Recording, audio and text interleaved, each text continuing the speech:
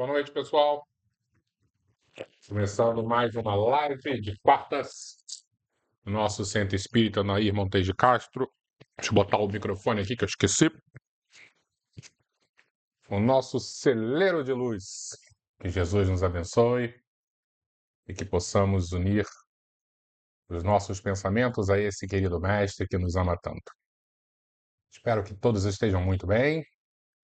E hoje vamos dar prosseguimento a mais um capítulo do livro Boa Nova, psicografado por Chico Xavier, o nosso querido médium mineiro, e ditado pelo espírito Humberto de Campos, aquele que, em vida na Terra, já havia se transformado num imortal da Academia Brasileira de Letras, e na espiritualidade, mais ainda, esse título de imortal pode ser dado a ele.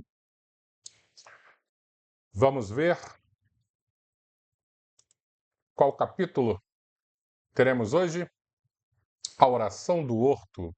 Lembrando que domingo é o nosso domingo de Páscoa, e essa reta final do livro maravilhoso, Boa Nova, está justamente nesse período onde Jesus é crucificado, Jesus passa por todo o seu martírio, e no domingo, o nosso domingo de Páscoa, ele acaba ressuscitando. Esse capítulo promete. Mas antes de iniciarmos, vamos dar aquela olhadinha de sempre para ver quem está aqui já conosco. Albertinho, meu irmão, muito boa noite, que Jesus abençoe você e sua querida esposa Ângela. Espero que vocês estejam muito bem. Denise, muito boa noite. Que a Sagrada Família abençoe também você. E desejo a todos uma ótima Páscoa, tá? Possam passar com muita tranquilidade, com muita paz em família. Marisa, muito boa noite. Espero que você esteja muito, muito bem. Oi, Patrícia. Bom ter você aqui conosco. Espero que todos estejam muito bem aí da sua família, tá? Um beijão.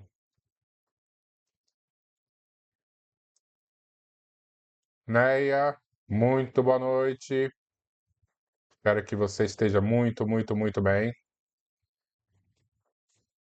Eu não pude ir domingo porque eu peguei uma virose, e aquelas viroses que você pega quando você deveria ser criança, sabe?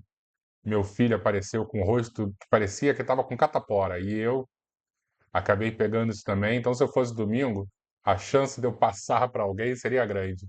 Eu fiquei em casa orando por, por toda a confraternização do nosso grupo espírita. Sérgio, muito boa noite. Jesus abençoe você, meu irmão. Oi, Neia, muito boa noite. Bem-vinda. Obrigado pela presença, tá? Elizabeth, muito boa noite. Amanhã não estarei com vocês. Eu já estou recuperado, mas amanhã eu vou viajar com a família. Então, o grupo estará sem a minha presença.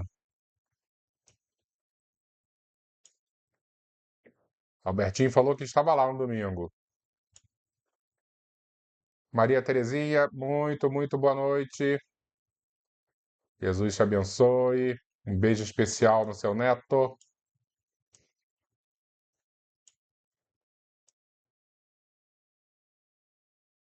Silvia Orsini, tudo bom, Silvia? Muito boa noite para você também, toda a sua família.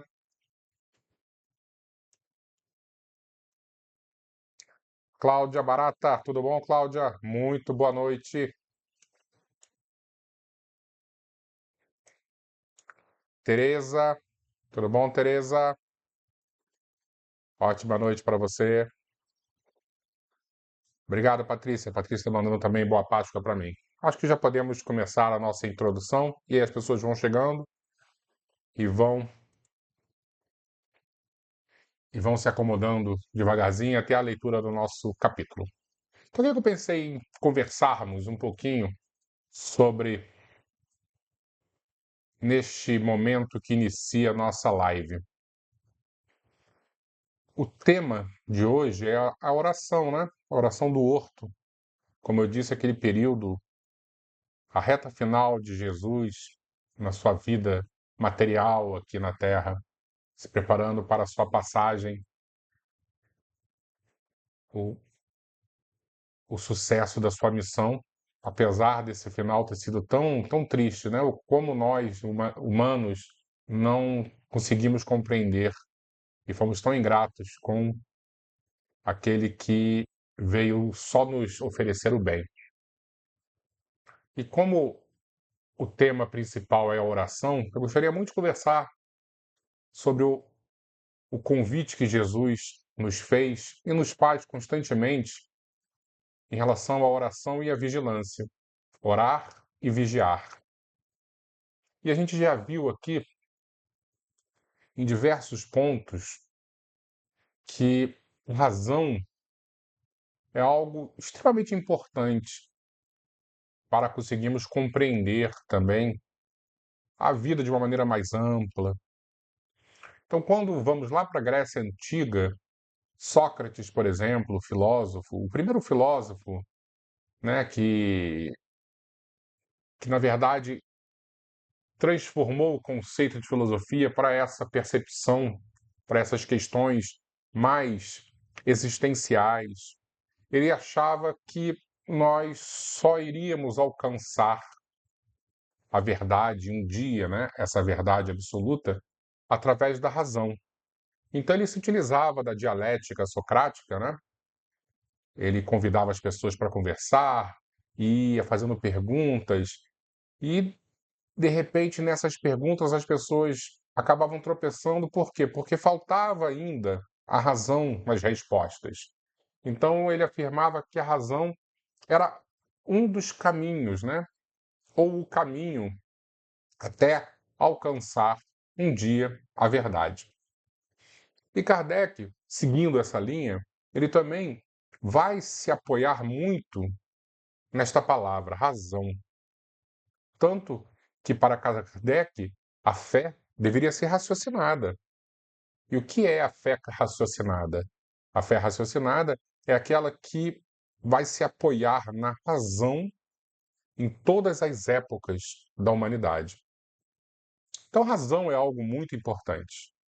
Mas se lembrarmos do capítulo 6 do Evangelho segundo o Espiritismo, aquele que assina como o Espírito de Verdade e que, pelo conteúdo e pela maneira como se expressa, nós podemos chegar à conclusão que é Jesus, é Ele, Jesus, que passa essa mensagem diretamente para um dos médiuns que acompanhava Kardec. Ele vai dizer que o primeiro mandamento não é a razão. Ele diz que o instruí-vos, isto é, a utilização da razão, é o segundo mandamento. Mas o primeiro é o amai-vos. Então, quando nós pegamos essa exortação do Cristo, essa súplica para que oremos e vigiemos, a vigilância é a instrução, é o uso da razão. Mas a oração é a prática do amor. Por isso que é claro que o conceito de oração para o religioso é aquele conceito de você fechar os olhos, de você buscar através das palavras ou do pensamento apenas uma ligação com o Criador. Isso a gente compreende muito bem como orar. Mas o dia inteiro nós não estamos de olhinhos fechados, conectados com o Mestre Jesus, com Deus Todo-Poderoso. Não é assim. Mas o dia inteiro nós podemos buscar um pensamento mais equilibrado. E o que é um pensamento mais equilibrado? É o pensamento buscando Jesus. E buscar Jesus é buscar Deus, porque Jesus é a personificação dessa psicologia divina. É um presente de Deus para a humanidade. Então, se em todas as nossas ações nós pensarmos como Jesus agiria neste momento, essa será uma vida repleta de oração. Eu não preciso fechar meus olhos, eu não preciso falar palavras bonitas, pensamentos bem estruturados, mas apenas uma pergunta que acaba sendo muito simples de se fazer. E se formos sinceros, muito fácil de responder também. O problema é que nem sempre somos sinceros, nem sempre queremos seguir os passos de Jesus. Então ignoramos até essa pergunta, essa questão. Como Jesus agiria nesse momento? Porque se fizermos essa pergunta, provavelmente a ação que nós já estamos preparados a fazer vai ter que ser transformada. E é por isso que fugimos dessa oração constante e buscamos Jesus só antes de dormir, quando nos lembramos de fazer uma prece. Mas a verdadeira prece é do dia a dia, é a ação no bem. E a ação no bem é baseada na moralidade cristã. E aí eu fico pensando que formas esse nosso querido mestre se utiliza para responder às nossas dúvidas, para nos aconselhar. É claro que há 2000 anos ele aqui veio e nos ensinou, através dos seus exemplos, da prática do bem. Mas nem sempre isso faz sentido para as nossas vidas. E nós somos, às vezes, aqueles jovens imaturos que precisamos de exemplos mais palpáveis, de palavras mais diretas, de puxão de orelha, de colo. Então, buscar no Evangelho a solução para os nossos problemas, às vezes, não é, por mais que deveria ser, mas às vezes não é a maneira como nós vamos conseguir alcançar. Mas Jesus se utiliza de diversos meios para tocar os nossos corações. E um que é quase palpável nesta vida são os amigos. Quando eu digo quase palpável, é porque a gente não está vendo ali Jesus. Mas dependendo do familiar, dependendo do amigo, a gente consegue sentir aquele carinho, aquele coração fraterno que nos acolhe, que nos presenteia com bons pensamentos. Isso é Jesus se utilizando dos meios materiais para nos conduzir. Eu sei que nem sempre teremos amigos capacitados, nem sempre teremos familiares amorosos, mas esses conceitos são um desenho de uma engrenagem divina, justamente tentando nos guiar. Eu vou repetir, nem sempre estamos inseridos eu vou repetir a palavra, nessa engrenagem equilibrada. Mas o conceito de família e de amigos foi desenhado para isso. E é por isso que nós precisamos valorizar tanto tanto esse amor dessas pessoas próximas, que às vezes vão errar, vão pisar na bola, mas o projeto é divino. Um outro que nós temos que também pensar, uma outra forma que Deus, que Jesus se utilizam para nos orientar, são os nossos amigos da espiritualidade. Esses companheiros que, nesse exato momento, estão em nossos lares, abraçados conosco, com a mão nos nossos ombros, com a mão nas nossas cabeças, nos inspirando, nos orientando, nos trazendo aquela energia que está faltando no nosso dia a dia. E eles, por nos conhecerem tão bem, são autorizados a complementar, como aquela recarga de bateria, que às vezes está no finalzinho, a gente não, você bota um pouquinho de energia aí, porque eu sei que com isso eu consigo finalizar aqui o meu trabalho e voltar para casa com segurança. É isso, eles nos conhecem, eles são capacitados a isso. E eu sempre fiz uma pergunta: por que será que os espíritos não são diretos, né? Eles não chegam e passam logo a informação que tem que passar, nos orientando de maneira mais, eu não vou dizer abrupta, mas de maneira menos sutil. E aí uma vez eu estava lendo um dos livros maravilhosos de Chico Xavier, e um dos mentores espirituais, informando de maneira brilhante, dizia que se os espíritos realmente fizessem esse serviço de instrutores diários, de maneira objetiva, passando informações, a humanidade seria uma espécie de conjunto autômato.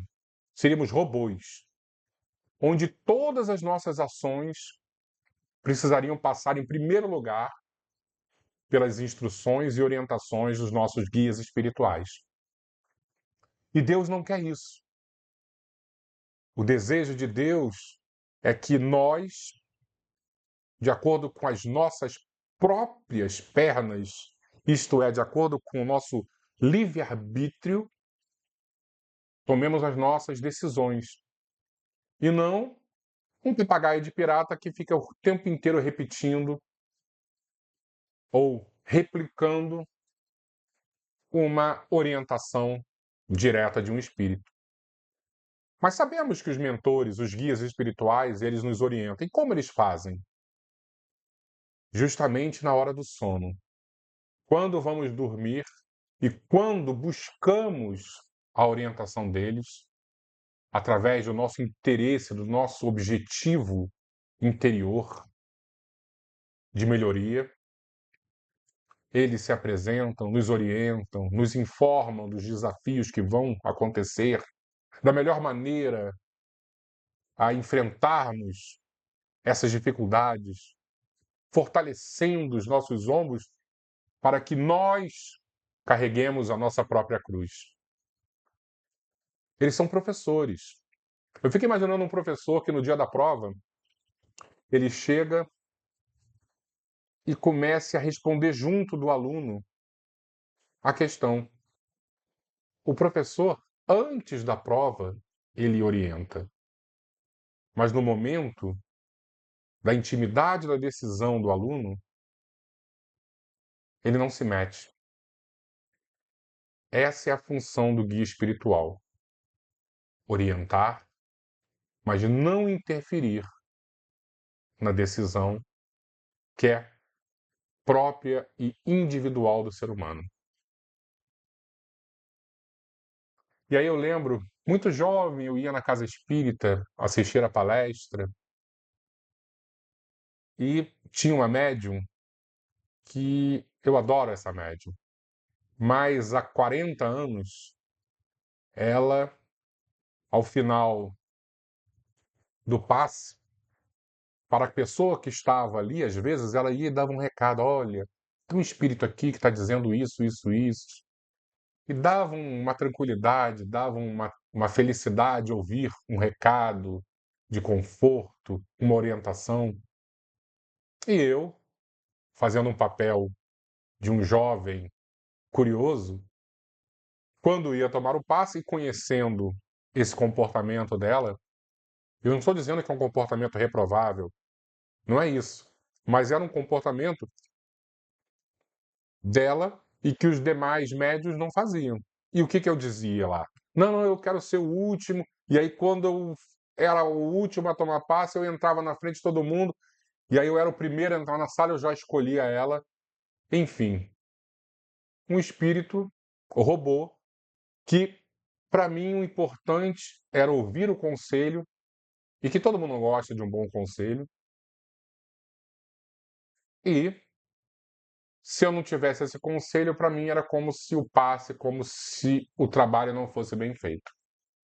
Já parou para pensar que esse pode ser um comportamento, e provavelmente é um comportamento comum das pessoas, e que se os espíritos, voltando à resposta, fossem as nossas babás o tempo inteiro orientando nós, não faríamos nada sem antes perguntar? Então é por isso que eles trabalham de outra forma, eles trabalham no plano espiritual através das intuições. Mas, Leco, se nós não lembramos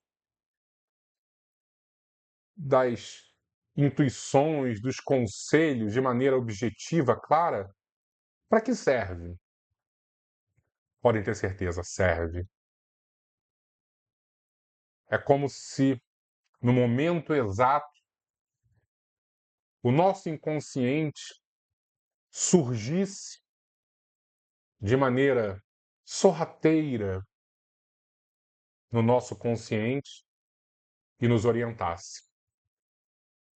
E aí nós podemos cair nas instruções maravilhosas de Freud, de Jung, somente Jung, né, que vai chamar esse conjunto de consciente e inconsciente, de self, e que eles estão em permanente troca, e que essa troca, muitas vezes, não vai vir por estar no inconsciente, ela não vai chegar no nosso consciente de maneira clara e objetiva. Chega através de símbolos, de imagens que nós não vamos, no primeiro momento, reconhecer claramente, mas depois vai fazer um sentido. Então, precisamos ter fé e buscar a orientação dos nossos guias espirituais, dos nossos mentores, ou se tiver algum católico aqui, as orientações dos nossos anjos de guarda. E voltando, não vai ser objetiva, clara, mas está lá no nosso inconsciente, ajudando a construir esse ser melhor. E precisamos também compreender, já que falamos dessa realidade mais material, onde Deus se apresenta, que são as nossas famílias, que são os nossos amigos, ou de uma realidade mais etérea, que são as instruções dos nossos guias espirituais, nossos espíritos familiares que já estão na pátria espiritual. Mas nós precisamos também compreender que nem sempre numa vida vamos ter, como eu disse lá no início, uma família equilibrada, amigos capazes. Nem sempre vamos estar conectados com a espiritualidade maior. Isso é um trabalho, uma conquista nossa. Às vezes vamos estar tão perdidos que os nossos mentores vão tentar, de todas as maneiras, nos conduzir à paz, à harmonia, mas infelizmente nós não seremos capazes. Mas não por isso vamos perder a fé e a confiança neles. Muito pelo contrário. Vamos tentar, de todas as formas, de todas as maneiras,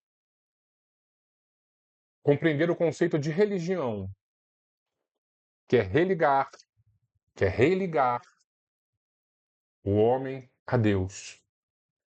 Daí vem a palavra religião. Religar o homem a Deus. E só através do nosso livre-arbítrio, da nossa ação no bem, vamos conseguir refazer essa conexão. Vamos iniciar então, que o capítulo hoje é belíssimo.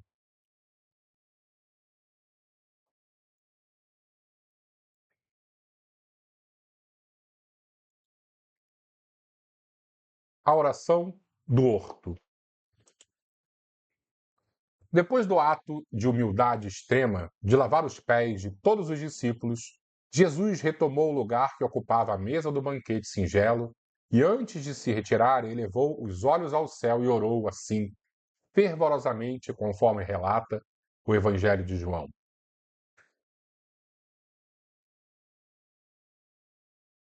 Pai Santo, eis que é chegada a minha hora. Acolhe-me em teu amor. Eleva o teu filho para que ele possa levar-te entre os homens no sacrifício supremo. Glorifiquei-te na terra, testemunhei tua magnanimidade e sabedoria e consumo agora a obra que me confiais. Neste instante, pois, meu Pai, ampara-me com a luz que me deste, muito antes que este mundo existisse. E fixando o olhar amoroso sobre a comunidade dos discípulos que silenciosos lhe acompanhavam a rogativa, continuou: Manifestei o teu nome aos amigos que me deste. Eram teus e tu nos confiais, para que recebessem a tua palavra de sabedoria e de amor. Todos eles sabem agora que tudo quanto lhes dei provém de ti. Neste instante supremo, Pai, não rogo pelo mundo, que é obra tua, e cuja perfeição se verificará algum dia, porque está nos teus desígnios insondáveis. É isso que a gente precisa ter fé. A obra, o nosso planeta, é de Deus e vai alcançar um dia o seu objetivo sagrado. Mas peço-te particularmente por eles, pelos que me confiaste, tendo em vista o esforço a que os obrigará o Evangelho, que ficará no mundo sob os seus ombros generosos. Eu já não sou da terra, mas rogo-te que os meus discípulos amados sejam unidos uns aos outros, como eu sou um contigo. Dê-lhes a tua palavra para o trabalho santo da redenção das criaturas, que, pois eles compreendam que nessa tarefa grandiosa o maior testemunho é o do nosso próprio sacrifício pela tua causa.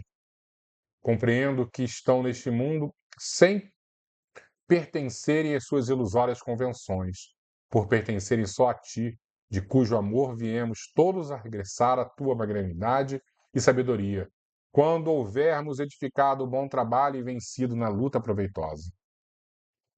Que os meus discípulos, Pai, não façam da minha presença pessoal o motivo de sua alegria imediata, alegria mundana, né?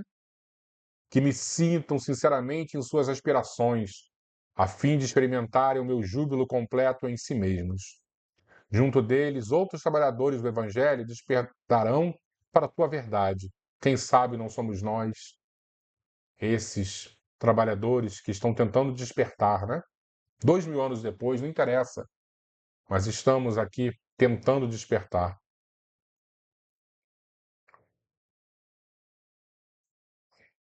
O futuro estará cheio desses operários dignos do salário celeste. Será, de algum modo, a posteridade do Evangelho no reino que se perpetuará na terra para glorificar a tua revelação. Protege-os a todos, Pai. Que todos recebam a tua bênção, abrindo seus corações às claridades renovadoras. Pai justo, o mundo ainda não te conheceu. Eu, porém, te conheci e lhes fiz conhecer o teu nome e a tua bondade infinita, para que o amor com que me tens amado esteja neles e eu neles esteja. Isso vale uma reflexão. Às vezes, nós teremos em Jesus, e é maravilhoso isso, o nosso modelo e guia. Mas Deus acaba entrando num segundo plano, porque Jesus, por ter personificado essa psicologia divina, ele supre esse papel. Em diversos momentos, esse Deus pode cair no esquecimento. E quantos grandes filósofos do passado olhavam e não sentiam a necessidade de crer num Deus, ou porque o mundo por si só se bastava, ou porque a psicologia divina não fazia sentido dentro de um pensamento filosófico mais atual. Mas o que Jesus está deixando muito claro aqui é que existe um Deus, que é amor, que é bondade, mas que tem uma personalidade, que tem uma individualidade. E esse Deus, ele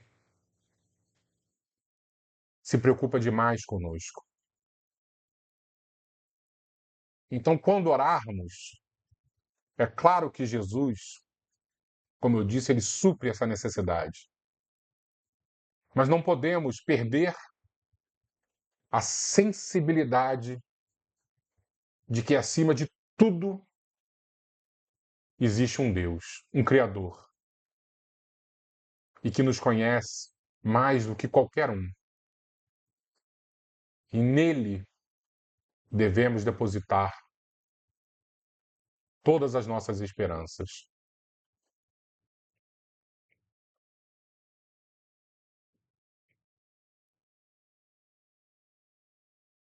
Terminada a oração, acompanhado em religioso silêncio por parte dos discípulos, Jesus se retirou em companhia de dois filhos de Zebedeu para o Monte das Oliveiras, onde costumava meditar. Alguma coisa aconteceu que o nome da companhia D não apareceu aqui, tá? Depois a gente vê quem foi o apóstolo. Deve ter sido de Pedro. Isso foi, na verdade, a companhia de Pedro e dos dois filhos de Zebedeu foi Tiago e João, é isso mesmo. Os demais companheiros se dispersaram, impressionados, enquanto, afastando-se com passos vacilantes, não conseguia aplacar a tempestade de sentimentos que lhe devastava o coração. O crepúsculo começava a cair sobre o céu claro, apesar do sol radioso da tarde a iluminar a paisagem, soprava o vento em rajadas muito frias. Daí a alguns instantes, o mestre e os três companheiros alcançavam um monte povoado de árvores frondosas, que convidava ao pensamento contemplativo. Acomodando os discípulos em bancos naturais, que as ervas do caminho se incumbiam de adornar, falou-lhes o mestre em tom sereno e resoluto. Esta é a minha derradeira hora convosco. Orai e vigiai comigo, para que eu tenha a glorificação de Deus no supremo testemunho.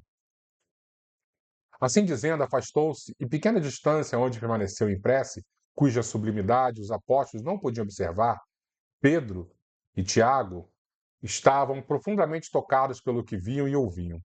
Nunca o mestre lhe parecia tão solene, tão convicto como naquele instante de penosas recomendações. Rompendo o silêncio que se fizera, João ponderou. Oremos e vigiemos de acordo com a recomendação do mestre, pois se ele aqui nos trouxe apenas nós três em sua companhia, isso deve significar para o nosso espírito a grandeza de sua confiança em nosso auxílio. Puseram-se a meditar silenciosamente, entretanto, sem que lograsse explicar o motivo, adormeceram no decurso da oração. Passados alguns minutos, acordavam ouvindo o mestre que lhes observava. Despertai, não vos recomendeis que vigiasseis? Não podereis velar comigo 1 minuto? João e os companheiros esfregavam os olhos, reconhecendo a própria falta. Então Jesus, cujo olhar parecia iluminado por estranho fulgor, lhes contou que fora visitado por um anjo de Deus, que o confortara para o martírio supremo. Mais uma vez lhes pediu que orassem com o coração e novamente se afastou. Contudo, os discípulos, insensivelmente cedendo aos imperativos do corpo e olvidando as necessidades do espírito, de novo adormeceram em meio da meditação. Despertaram com o mestre a lhes repetir: Não conseguistes então orar comigo? Os 3 discípulos acordaram extremunhados. A paisagem desolada de Jerusalém mergulhava na sombra.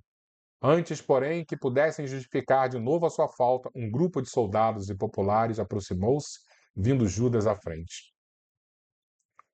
O filho de Iscariotes avançou e depois na fronte do mestre o beijo combinado. Ao passo que Jesus, sem denotar nenhuma fraqueza e deixando a lição de sua coragem e de seu afeto, aos companheiros perguntou: Amigo, a que vieste? Essa frase a gente precisa dar uma paradinha só para analisar, mesmo que de maneira superficial, a profundidade dela. Amigo, a que vieste?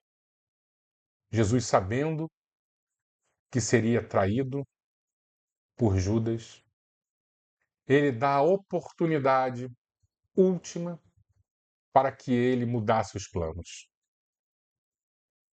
Judas poderia ter dito nesse momento: Eu vim aqui procurar alguém, mas essa pessoa não está. Sei lá, eu estou aqui passeando com esses soldados do Sinédrio. Mas não, Judas foi e traiu Jesus. E é importante a gente perceber isso, que a vida sublime vai nos apresentar em diversos momentos, diversas, variadas oportunidades para que mudemos o nosso estado de espírito, para que saiamos das trevas e caminhemos para a luz. E esta foi uma oportunidade sublime, profunda, que Jesus ofereceu a Judas. Amigo, a que vieste? Sua interrogação, todavia, não recebeu qualquer resposta.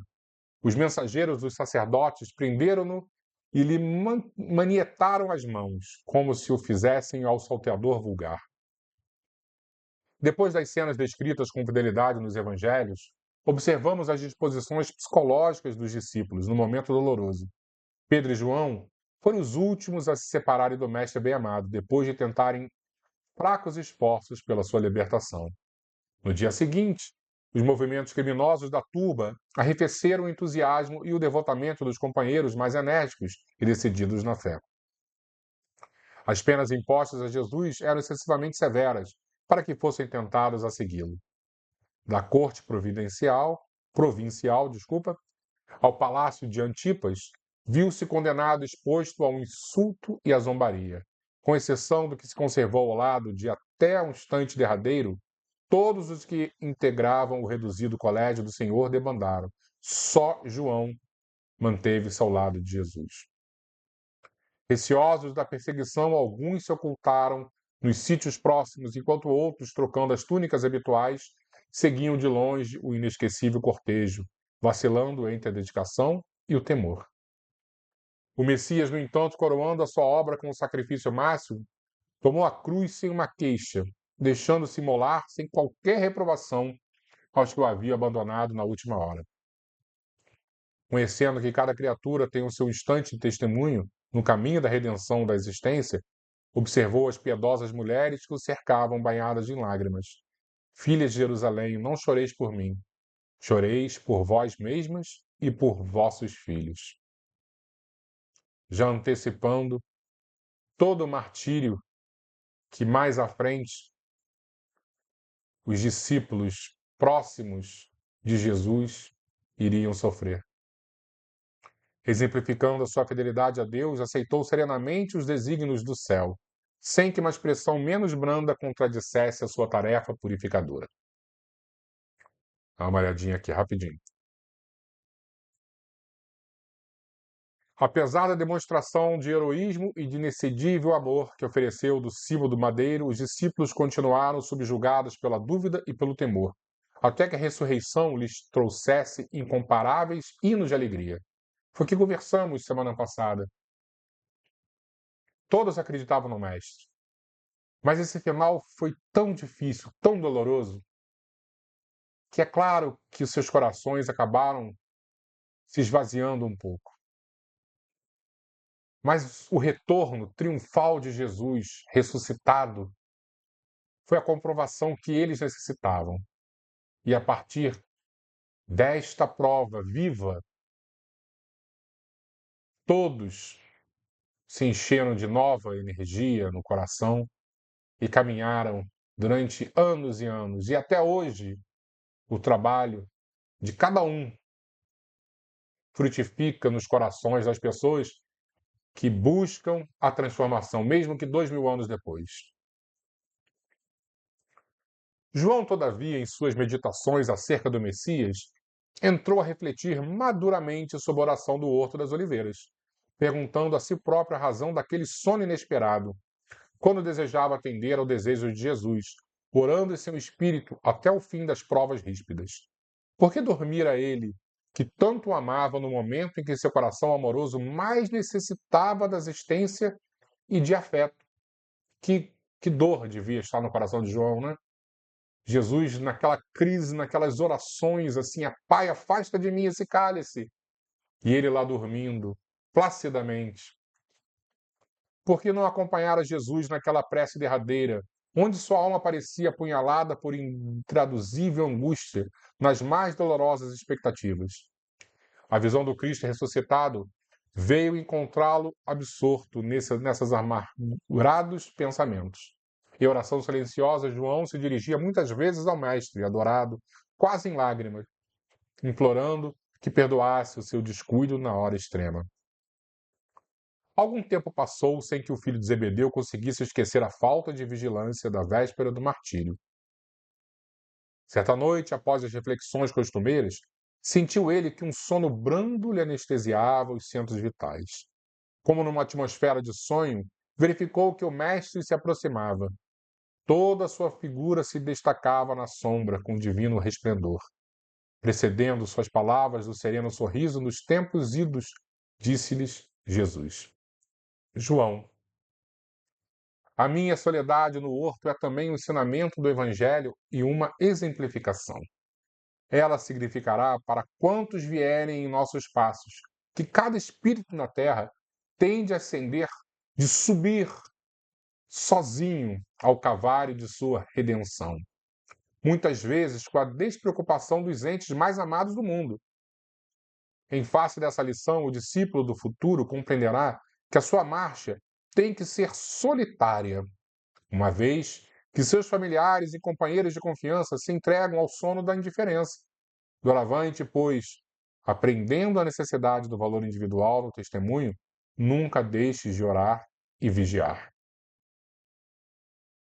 Foi o que nós estávamos conversando. Às vezes, nós não vamos ter uma família abençoada que nos orienta, amigos conscientes. Às vezes, nós não vamos lembrar de maneira objetiva as orientações dos nossos guias espirituais. Mas precisamos seguir orando e vigiando, buscando sermos fiéis a Deus, que é a oração em todos os momentos, e buscando a razão dos sentidos, como Sócrates nos orientava, para alcançar a verdade. E sabemos, porque Jesus nos ensinou há 2000 anos, que Ele, o Mestre, Ele é o caminho, a verdade e a vida.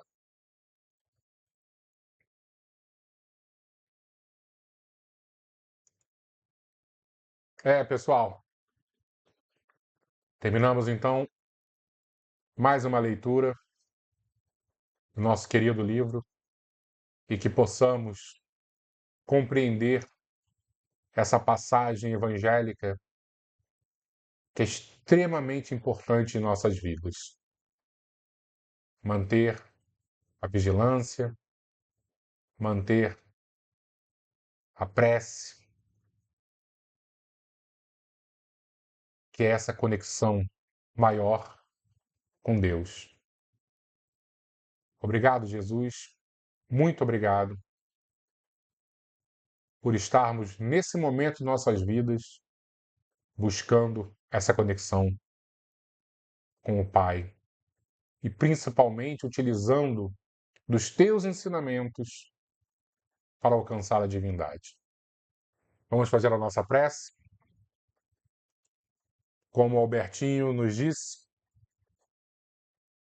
utilizando a água sagrada que os amigos da espiritualidade, de maneira silenciosa, já transformaram no remédio para as nossas almas e para os nossos corpos. Vamos fazer a nossa prece. Mestre Jesus, aqui estamos, Senhor, com os corações repletos de alegria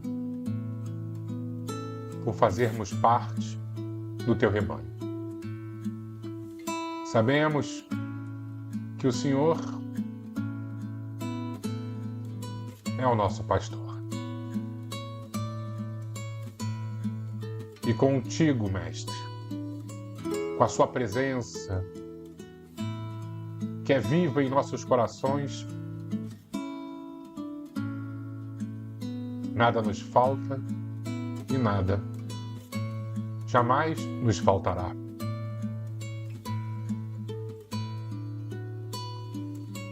Há 2000 anos, tu aqui vieste, ensinando a direção correta, mas somada ao aconselhamento divino, veio a prática no bem, no amor e na caridade, que são um exemplo vivo da fidelidade perfeita com Deus que está nos céus. Assim, Senhor,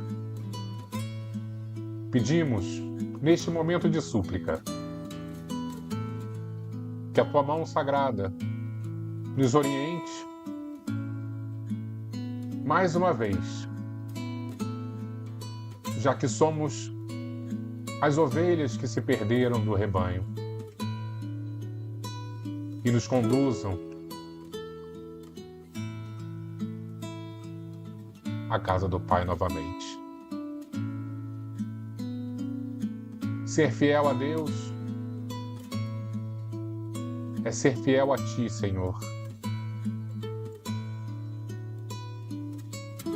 O espelho perfeito do Criador que se fez carne, justamente para provar que mesmo num mundo material cheio de vícios e tentações,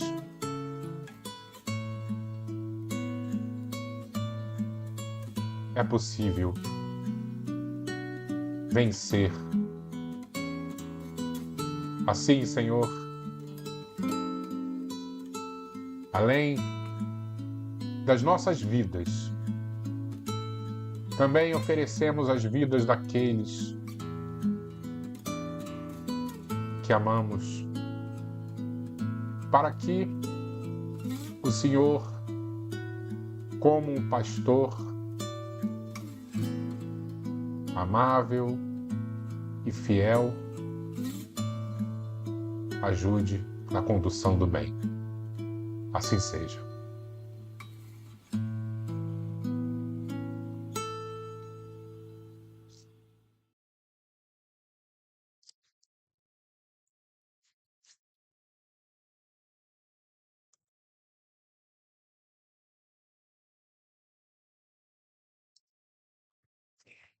Muito obrigado, pessoal. Que Jesus nos abençoe e que tenhamos uma Semana Santa repleta de reflexões positivas, porque sabemos que esse momento foi um momento de muita dor e angústia para Jesus. Mas havia um significado. E esse significado é o de libertação de cada um de nós. Obrigado mais uma vez e até semana que vem, se Deus quiser. Boa noite.